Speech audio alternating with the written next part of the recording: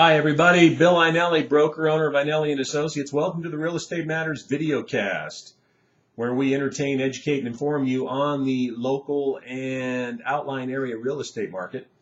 Here's what's going on. Pretty good article today in the Phoenix Business Journal. Home sales for March, highest in 66 months. That's good news. 9,933 home sales for March recorded in the Phoenix MLS system. Really good.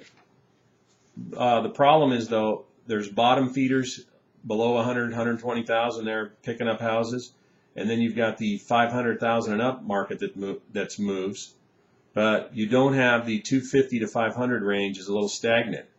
So you got the low end and the high end, and you've got first-time home buyers out there purchasing somewhere in between the 100 to 250 range, which is good, but we're still a little stagnant, and jumbo loans are just not available for the upper end market. The lower end market's getting difficult with the FHA borrowing. They're getting really tough on houses. Ridiculous, as a matter of fact, they're acting more like a home inspector sometimes on purchasing a home with an FHA. So, it's good and bad. The median home price is kind of struggling a little bit. The median home price for March was 157.8, not bad. It's expected to be 163 in April. Then we start this little roller coaster ride. In May, 152, and in June, 150. So those are projections. So prices are up and down and just kind of teetering right around that range for the median home price of 150, 160, down to 152, 145, up, right in there.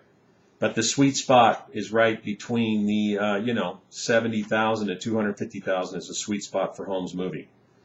Short sales continue to be a problem. Hang in there. I get them approved. They take about 90 days, but they are difficult.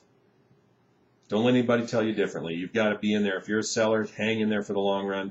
If you're a buyer, we just got blown out of one where we waited at least 60 days for an answer, and then the seller was supposed to bring 30-some thousand to the table. Obviously, he doesn't have that, or he wouldn't be short selling his house. So we had to start all over again. If you're a buyer, you need to be patient. If you're a seller, you need to be patient. Call me in both instances, and we'll be able to lead you through that. We also have agents up in Prescott in northern Arizona. We're up there a lot, so we can handle that as well. Now, banks are continuing to be a problem on even buying a bank-owned house. The paperwork is astronomical. Here is our offer for a bank-owned house, our normal purchase contract. The bank says, okay, we'll take that, and we'll add ours, 16, 18 pages for that, okay? And we'll combine them, because we'll take some of these things that you like to do, but we don't want all of them. We're going to negate a lot of them on this. So we'll sign this, but, oh, by the way, here's ours. It takes away a lot of this, okay? And by the way, we won't take electronic signatures. So it would be very difficult for you if you're out of town to sign contracts the old way. Even though it's law, we don't take them. What's going to happen are people are going to rebel pretty soon, just like they did in the housing market when it was hot with new home builders treating people like crap and going out and doing lotteries and owner-occupants and holding houses for a year and putting liens on it so you couldn't sell it.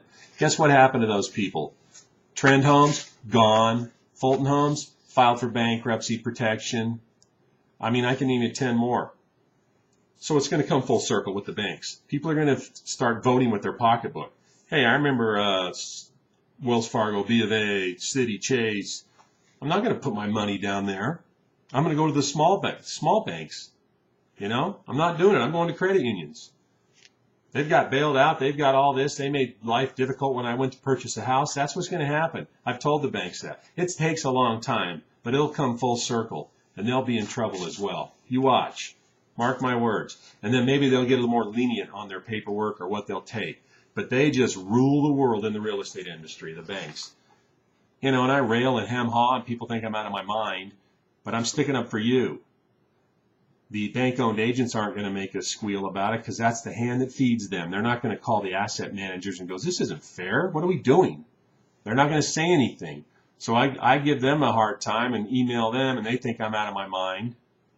But you know what? I'm just trying to protect the consumer and trying to protect my buyer or seller. That's the way it is. And I'll continue to do that as long as I can. have to do a little meditation, or maybe drink heavily. I don't know. A combination of the two might work. So hang in there. Give us a call. We've got a whole team put together from start to finish. Title company, insurance agents, lawyers, accountants, handymen, tradesmen. We got it. Took a long time to get it. We have good people that we work with. Inspectors, you name it. We'll do it. 602-463-9166. 602-463-9166. Or drop me a line at bill@azrealestatematters.com. Check out the website, realestatematters.org. Got it all covered. Talk to you next month. Have a great April.